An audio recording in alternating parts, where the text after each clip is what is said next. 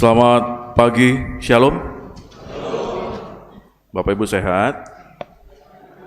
Puji Tuhan, sehat ya. Masih banyak air kita? Masih ya. Semoga cepat hujan ya. Oke, jadi nggak beli air lagi. Kayaknya bapak-bapak saya lihat badannya sudah mulai berotot. Ya, oke, ibu-ibu juga ya. Hitung-hitung olahraga Bapak Ibu Saudara ya. Baik. Injil Lukas. Pada pagi hari ini Bapak Ibu Saudara ada sesuatu yang unik yang kita mau pelajari bersama. Berbeda dengan Injil-Injil yang lain, hari ini kita belajar tentang Injil Lukas pasal yang ke-8. Berbicara lebih banyak tentang perempuan.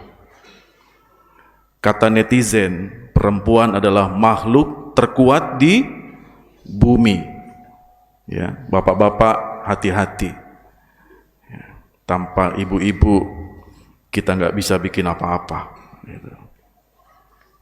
Seorang yang bernama Alfred Plummer, dia adalah seorang penafsir di abad 19. Dia menafsir Alkitab lalu dia berkata seperti ini Bapak Saudara. Injil Lukas itu adalah Injil kaumnya perempuan. Ya. Nah, kenapa dia berkata seperti itu? Kita lihat apa yang disajikan di dalam Injil Lukas.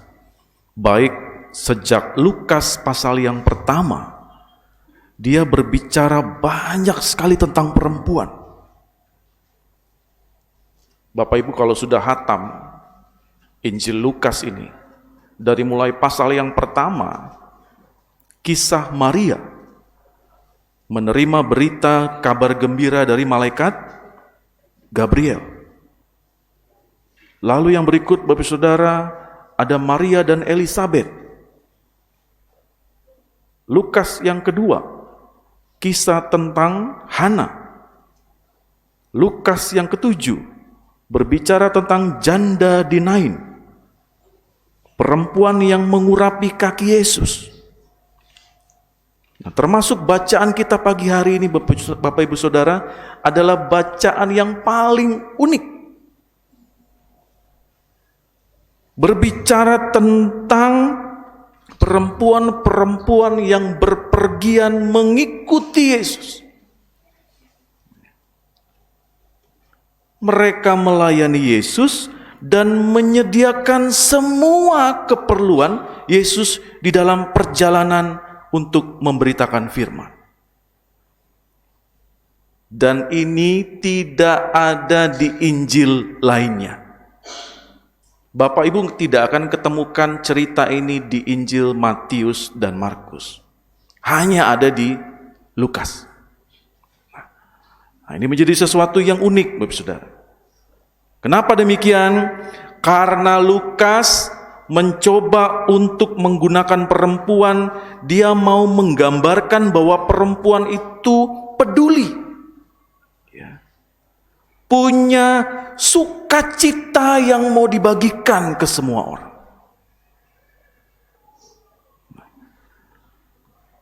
Hal ini menjadi luar biasa karena pola kehidupan bangsa Israel pada masa itu, perempuan itu justru terbelenggu di dalam pandangan hidup patriarkal. Ya. Semua orang membatasi gerak perempuan, bahkan di dalam kehidupan sosial. Kalau orang berbicara tentang patriarkal Yahudi, Bapak Saudara, artinya orang-orang di sana itu selalu memposisikan perempuan itu sebagai pelaku-pelaku yang pasif. Mereka ini hanya pelaksana di lapangan. Dan perempuan itu selalu ada di level-level bawah.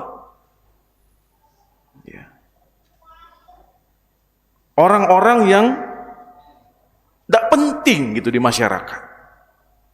Nah, ini kita coba cari tahu Bapak Saudara. Alasannya kenapa ya orang-orang Yahudi punya pikiran seperti itu? Ternyata ini adalah efek dari cara pandang mereka melihat sebagai perempuan itu adalah objek kedosaan. Loh, kok bisa Pak Pendeta? Karena mereka beranggapan bahwa perempuan itu membahayakan kaum laki-laki. Kok bisa? Ingat cerita kejatuhan manusia ke dalam dosa di Kejadian. Siapa yang membawa buah terlarang itu ke Adam? Hawa. Lalu jatuhlah manusia di dalam dosa. Sehingga mereka beranggapan bahwa seluruh umat manusia itu berdosa karena perempuan. Berlanjut lagi sehingga pandangan negatif tentang pribadi-pribadi wanita itu justru menjadi tumbuh subur di dalam pola pikir bangsa Yahudi. Ya. Tetapi Bapak Ibu Saudara, di Injil Lukas inilah ya, memberikan pandangan yang baru kepada kita para pembaca. Bahwa perempuan adalah salah satu pelaku kebajikan yang berperan penting dalam proses pewartaan karya kasih Tuhan untuk dunia ini. Ya. Hanya Lukas menjelaskan kepada kita bahwa ada totalitas hidup yang diberikan para perempuan untuk melayani Tuhan. Dan ini akan kita kupas, Bapak Ibu Saudara. Totalitas hidup seperti apa yang mau diajarkan kepada kita pada pagi hari ini. Nah, Bapak Ibu Saudara yang Tuhan Yesus kasihi, kita tahu bersama di dalam perjalanan Yesus mewartakan kerajaan Allah, Yesus itu memberi perhatian kepada orang-orang yang miskin, orang-orang yang buta, orang-orang yang lumpuh, orang-orang yang sakit, orang-orang yang berdosa, yang sengsara, orang-orang kecil, anak-anak kecil, orang-orang yang tertindas. Yesus datang kepada mereka. Nah, para perempuan itu masuk dalam konteks orang-orang yang tertindas di dalam masyarakat. Ya.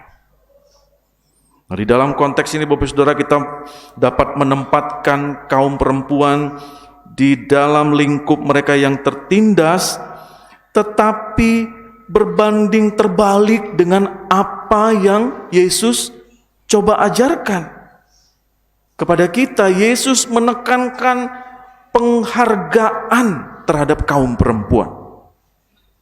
Nah, kita sudah mulai masuk esensinya Bapak Saudara. Yesus memberikan penghargaan kepada perempuan.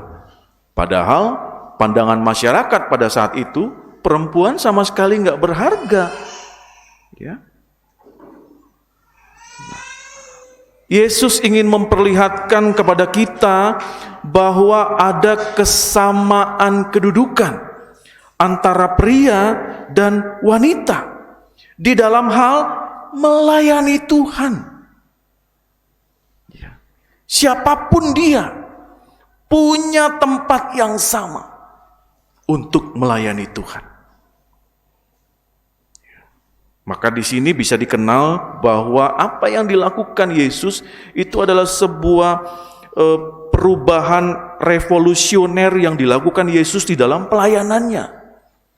Dia mencoba mendobrak apa yang sudah lama ada di dalam masyarakat Yahudi. Gak bisa dibeda-bedakan. Kalau melayani Tuhan, kita sama di hadapan Tuhan. Amin. Iya, jangan pernah membeda-bedakan itu, Bapak Ibu.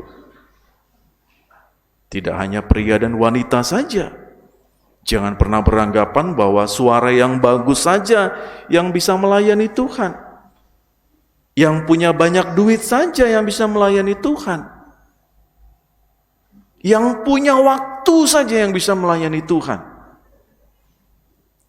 Apalagi kalau kita punya banyak waktu untuk melayani Tuhan, tapi pura-pura nggak punya waktu. Nah, itu yang repot Bapak Ibu.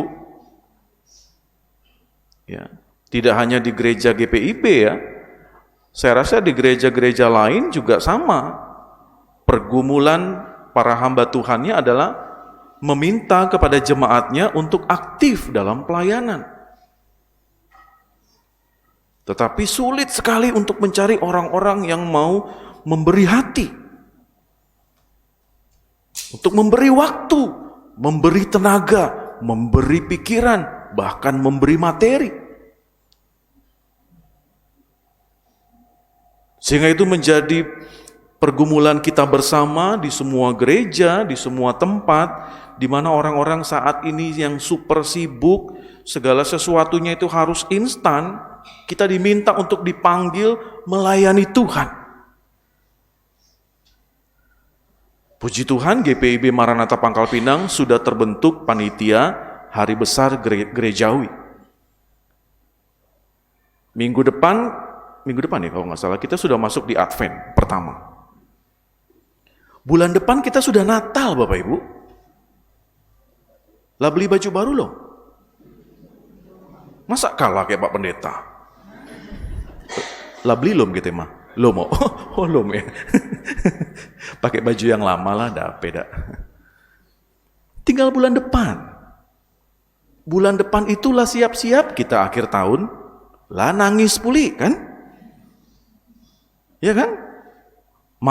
Maafkan papa, maafkan mama. Pasti tahun depan akan jauh lebih baik. Omongan yang sama waktu 2022 yang lalu. Ini rekamannya.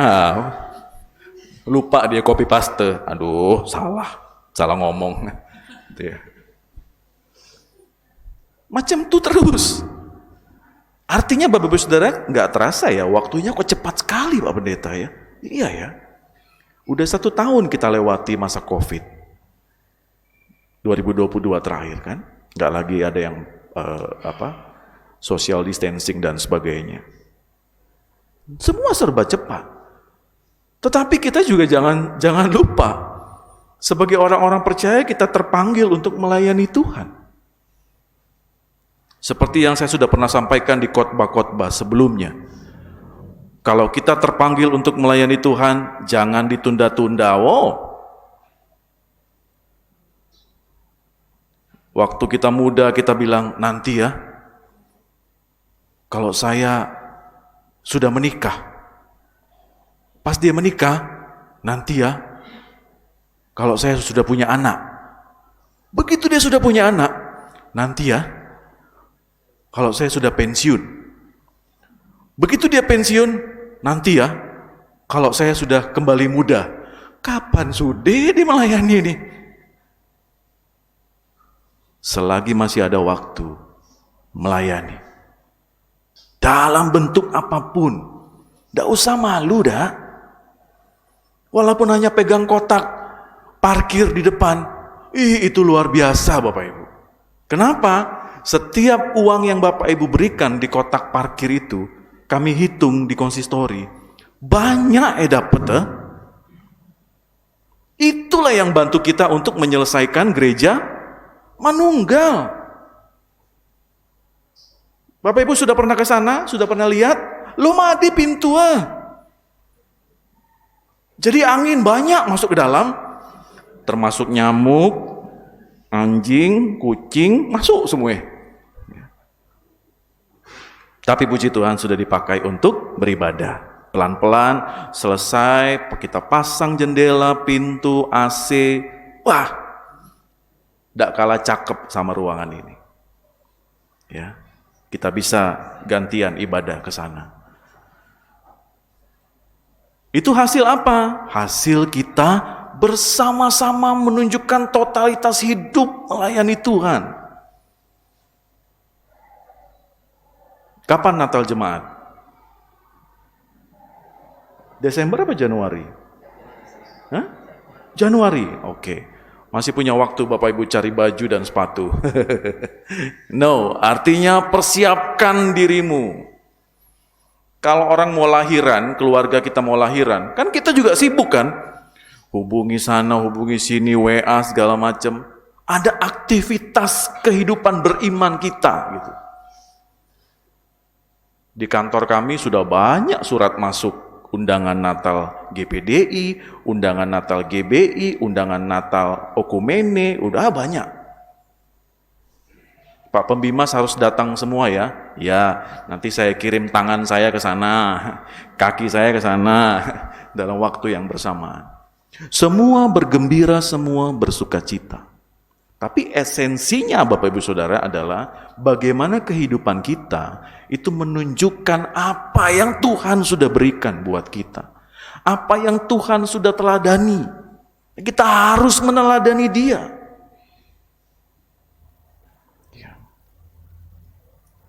Di dalam Injil Lukas ini Bapak Ibu Saudara di ayat 1-3 pasal 8, Yesus mengizinkan para perempuan itu untuk ikut rombongan pelayanan Yesus.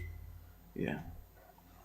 Dikisahkan di situ bagaimana perempuan itu menyertai Yesus, dia memberikan segala milik mereka untuk melayani Yesus. Bapak Ibu tadi waktu baca pasal 8 ayat 1-3 yang dibacakan oleh presbiter agak berbeda ya. Kalimatnya, ya. Saya pikir Alkitab saya salah cetak. Rupanya itu adalah terjemahan kedua. Sekarang LAI itu sudah mengeluarkan Alkitab terjemahan yang kedua. Jadi ada beberapa kalimat akan berbeda dengan yang di Alkitab cetakan yang lama ataupun yang ada di handphone. Tetapi maknanya sama. Cuma ada beberapa kata kunci yang tadi saya kok beda dengan yang saya siapkan di khotbah gitu ya. Ayatnya kok beda gitu, tapi ya saya coba kombinasi dulu Bapak Ibu Saudara ya. Bedanya kok lumayan agak jauh gitu ya. Tetapi di sini Bapak Ibu Saudara, dari teks ini kita dapat melihat bagaimana perempuan-perempuan yang mengikuti Yesus itu punya peran besar dalam karya keselamatan yang mau disampaikan kepada umat manusia. Nah itu dulu yang penting buat kita. Ya. Di mana para perempuan itu memang kita sadari murid Tuhan Yesus yang ada 12 itu kan gak ada cewek. Semua cowok. Semua rasul-rasul yang ada di cerita Alkitab ini gak ada yang cewek. Semua cowok. Gitu kan? Tetapi Bapak Saudara kita melihat bahwa apa yang disajikan, kesaksian iman yang mereka sampaikan itu adalah lewat teladan hidup yang memang mau melayani gitu. Sepenuh hati dari apa yang mereka miliki. Bapak Ibu kalau habis ibadah, di depan itu ada jualan. Ya. Pernah Bapak Ibu lihat ibu-ibu yang jualan di situ cemberut? Enggak. Kenapa? Supaya laku itu. Oke, marketing saya aman? Ya, habis ini laku, sip. Ya, 10% buat Pak Pendeta. Rezeki anak soleh. Mereka memberikan dengan sepenuh hati. Mereka sudah siapkan itu jauh-jauh hari. Sudah jualan jauh-jauh hari. Duitnya buat apa? Kemana duit itu? Kas gereja. Kas gereja buat apa? Buat bayar AC, buat bersihkan ruangan ini. Kita nyaman. Ya. Sini-sini aja. Itulah kebersamaan kita melayani Tuhan. Dengan cara-cara yang kita bikin sesuatu yang unik, kita bikin sesuatu yang baru. Tetapi pada intinya Bapak Saudara kita melibatkan diri di dalam pelayanan ini. Dan itulah yang mau disampaikan kepada kita melalui Injil Lukas ini. Bapak Saudara, anugerah keselamatan Yesus Kristus itu telah diterima oleh para perempuan-perempuan itu. Bapak Ibu bisa lihat tadi disampaikan di ayat yang kedua, ada seorang yang beberapa perempuan yang telah disembuhkan dari roh-roh jahat atau berbagai penyakit. Ya, ayat 2 itu tadi katakan Maria yang disebut Magdalena yang telah dibebaskan dari 7 roh jahat. Nah, kita bisa lihat Bapak Saudara bahwa ada anugerah keselamatan yang mereka terima dari Yesus. Sehingga mereka mau menunjukkan rasa ucapan terima kasih itu di dalam tindakan mereka. Ayat ini juga mau mengajak Bapak Ibu untuk melihat berkat-berkat Tuhan yang telah disampaikan dan diberikan kepada kita. Bapak Ibu secara pribadi, keluarga, pekerjaan, kesehatan, ya, damai sejahtera Tuhan yang ditanamkan dan diberikan di dalam keluarga Bapak Ibu Saudara. Wujudkan kembali di dalam tindakan keseharian Bapak Ibu. Seberapa banyak keluarga-keluarga yang sedang bergumul? Mereka bergumul tentang perekonomiannya. Tetapi sampai pada hari ini Tuhan masih tetap menyertai. Seberapa banyak keluarga-keluarga bergumul dengan kesehatannya. Tapi kita masih bisa bernapas sampai pada hari ini, itu karena semua anugerah Tuhan. Kita bisa melewati masa COVID 3 tahun yang mengerikan, itu karena anugerah Tuhan. Ya. Saya selalu bilang tidak selalu berbicara tentang materi, bahwa Tuhan itu memberkati kita, enggak. Tetapi suami istri rukun, orang tua dan anak baik, ya. Kita diberikan hikmat. Itu jauh lebih besar, Bapak Ibu. Dan kita harus bersyukur untuk itu. Sehingga konsep kita berpikir bahwa berkat Tuhan itu tidak selalu persoalan uang. Tapi kadang-kadang ada yang bilang, Pak Pendeta, ada yang berkata, hidup ini tidak selalu bicara tentang uang, Pak Pendeta. Amin, haleluya. Tapi ada yang bilang, Pak Pendeta, apa-apa sekarang perlu uang untuk hidup. Ya, it's okay. Oh, mindset orang, cara pandang orang berbeda-beda. Memang kita nggak bisa, artinya skip, tidak perlu uang. No.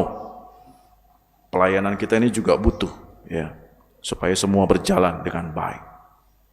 Tetapi mindset kita bahwa Tuhan memberkati kita dalam segala bentuk kehidupan. Tinggal kita. Totalitas hidup kita tuh mau seperti apa? Mau memberikan yang terbaik kepada Tuhan tuh seperti apa? Belajarlah daripada kaum perempuan ini. Mereka punya yang namanya ketulusan hati. Ibu-ibu ini nggak pernah hitung-hitungan. Mereka kerja dari jam 9 pagi sampai jam 12 siang. Lalu bawa bonnya ke pendeta. Ini ya uang lembur saya, nggak ada. Ya. Artinya Bapak Saudara memang penuh dengan ketulusan hati. Dia memberikan segala sesuatu potensi di dalam hidupnya. Dan dia memberikan dengan ketulusan. Ya. Dengan kesungguhan. Bapak Ibu yang bekerja harus bekerja dengan tulus. Di kantor, Bapak Ibu nggak bisa terus bilang capek, capek, capek, tapi masih tetap terima gaji kan? Lebih capek mana? Kerja di kantor atau kerja di tempat lain, lalu nganggur di rumah. Mana yang lebih capek? Jadi kalau masih diberikan kesempatan untuk bekerja, mendapatkan nafkah, bekerjalah dengan totalitas. Dengan kesungguhan, kerja keras. Anak-anak Tuhan itu harus menjadi anak-anak yang tangguh. Jangan sebentar-sebentar, masuk angin. Ayo pelayanan, kelaklah panas. Kelak malah dingin, lah tutup gereja. Gak bisa, Bapak Ibu Saudara. Anak-anak Tuhan tuh harus kerjanya lebih keras, harus lebih semangat. Ke gereja tuh harus lebih semangat. Jangan melence-melence. Lihat nih senior-senior kita ini. Ya, dengan semangat mereka bisa hadir di gereja ini. Dengan tongkat, dengan bantal di kursinya. Tak perlu kita tertawakan. Karena mereka juga penuh perjuangan sampai di gereja ini. Tapi kita dengan kaki yang sehat, mata yang jelas, tangan yang lengkap, seharusnya dua kali lipat lebih semangat untuk mendengarkan firman Tuhan ini. Amin. Jadi saudara, kita penuh tantangan, kita banyak persoalan, tapi yakin dan percayalah kalau kita memberikan kehidupan kita secara total kepada Tuhan dan mau melayani Tuhan sedemikian rupa, Tuhan akan perlengkapi. Kalau kita capek, kalau kita mengeluh, oke lah, nggak apa-apa, manusiawi kok kita. Tapi jangan kerjaan yang ngeluh terus juga, gitu kan. Karena itu akan menyebarkan aura-aura negatif kepada sekelilingmu. Lebih cepat menyebarkan aura negatif daripada positif. Seperti saya sudah pernah bilang, kalau kita rajin Bapak Ibu Saudara ya, rajin banget pelayanan, rajin banget bekerja. Lalu teman-teman sekeliling kita tuh malas sekali pelayanan. Apa yang terjadi? Jadi lebih rajin apa jadi lebih malas? Dia datang jam 8, ku datang jam 7. Aku udah enak baik dia. Ya kan? Gajinya sama, ku datang lebih cepat. Besok alongku datang lebih lambat. Jangan berlomba untuk menjadi lebih buruk. Nah, itu menjadi catatan penting. Tetapi berlombalah di dalam imanmu untuk menjadi lebih baik. Pribadi-pribadi yang lebih sabar, pribadi-pribadi yang lebih pemaaf, pribadi-pribadi yang lebih semangat melayani Tuhan. Ya. Dan itu akan memberikan banyak sekali pengalaman-pengalaman iman kepada Bapak Ibu. Kita tidak perlu bicara umur, tetapi saya yakin dan percaya bahwa setiap pribadi Bapak Ibu yang hadir pada saat ini punya cerita-cerita iman, ya, yang Bapak Ibu miliki secara pribadi. Tidak perlu membeda-bedakan mana perempuan, mana laki-laki, mana yang miskin, mana yang kaya, mana yang hitam, mana yang putih. Semua sama di hadapan Tuhan. Saya mau bacakan satu